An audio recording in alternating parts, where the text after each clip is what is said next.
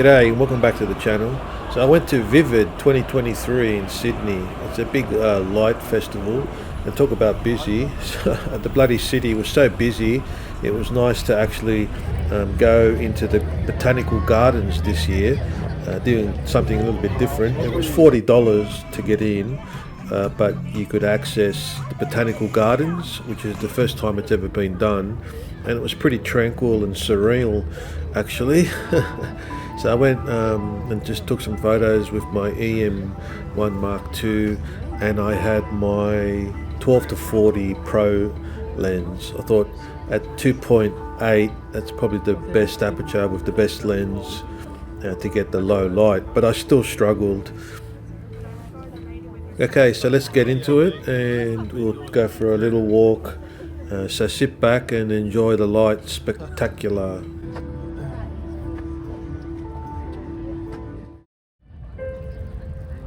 So this one was a nice and tranquil scene with the red dragon spitting out fire. What I just tried to time it, and I was pretty successful in getting the fire to come out. You know, you got to be quick on the old shutter button. But then that looked a bit, cliche. So, but then I saw an opportunity when the fire went off. It really lit up this tree, and I saw the moon behind it. And I thought, oh, let's time it. And I got a few shots of the moon and the trees and the fire coming out of the dragon's mouth. And yeah, it's something. You got to have a fast shutter speed for this one.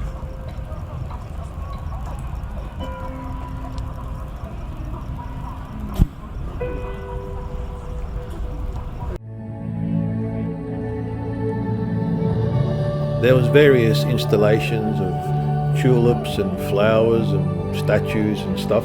I've got to admit, a lot of the shots were a little bit out of focus, but I managed to get some in focus because I realised I was using mechanical shutter when I really should have been using the silent shutter mode, which shutter speed was so low. It was around like 1/40 or 1/30 sometimes because it was so dark, even at 2.8 aperture.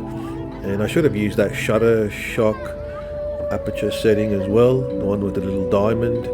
But anyway, I'm so used to shooting with mechanical shutter, I keep forgetting that it's better to use the shutter shock one and the silent shutter.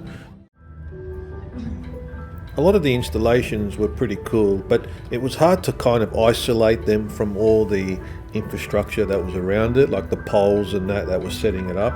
So I have to admit I did clone out a few things just to make it a bit more, pleasing to the eye, and crushing the blacks around areas that just to pop out the flowers and stuff.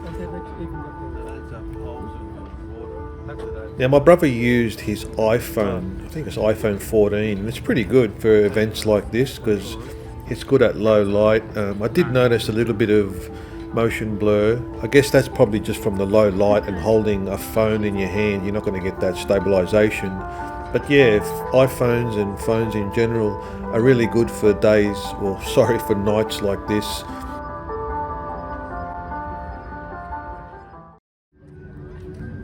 Then we go back to the 1980s. Remember those fiber optic light lamps, whatever, where there was just a whole field of them. It was pretty surreal actually.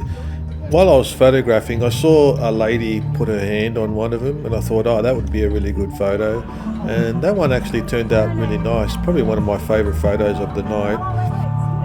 I tried to include the background, the buildings and that, but it didn't kind of turn out right. So I saw this little girl and her brother, and I thought I'd chuck in a black and white while I was at it.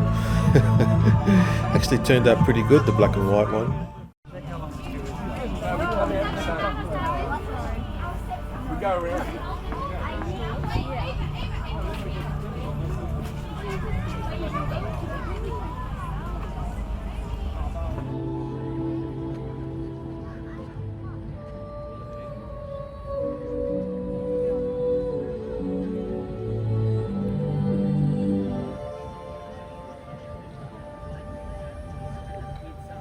There was this roped off area to the side. You weren't supposed to go there, but I like to break all the rules. And I just got some leading lines here. I just went around the corner where there was no people. So yeah, this one's just a bit of a leading lines type. Follow the light.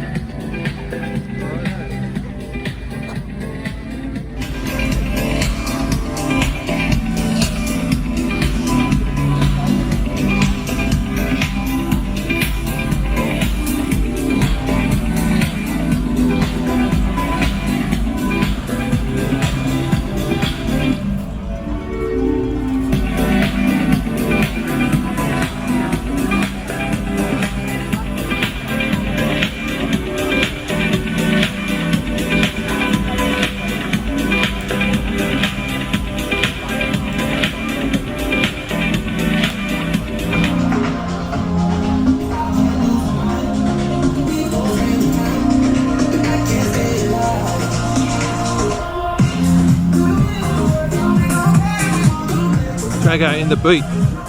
Go to the beat.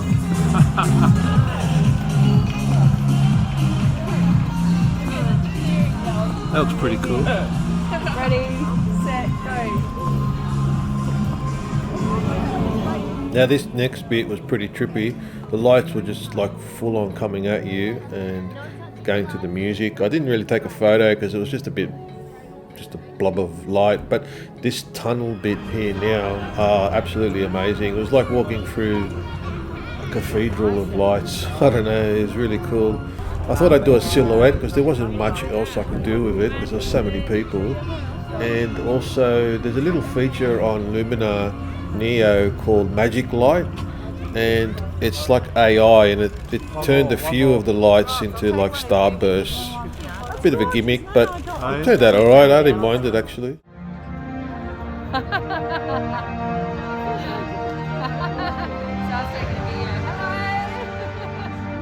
before? I've not seen anything like this before.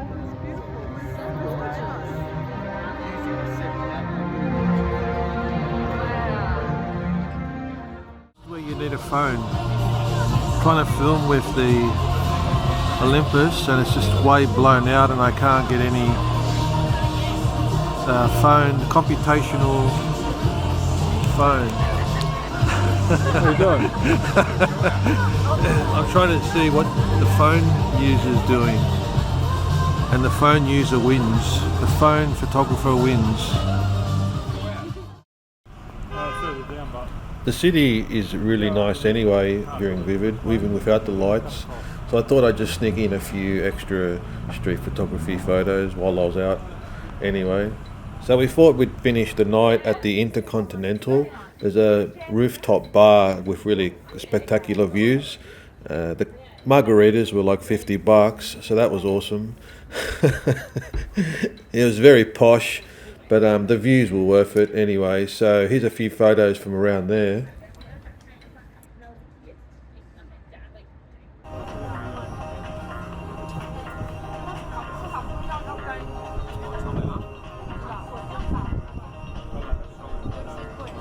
While I was waiting for the valet to bring round my Porsche, I ran into a few celebrity football players, and I think I even saw 5-Pack or 6-Pack, I can't remember his name, I think it's 6-Pack, the rapper from America, but he was too fast for me.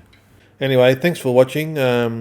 Took a few good shots here and there. It was a little bit hard with the low light, but overall I was happy with it. I used DxO Prime to clean up all the noise because it was very high ISO, and a lot of the photos were rubbish because they were just like motion blur. So I just got to remember in the future, And I think from now on, start using silent shutter and the other one called a shutter shock or whatever. Anyway, thanks for watching. I'll catch you on the next one.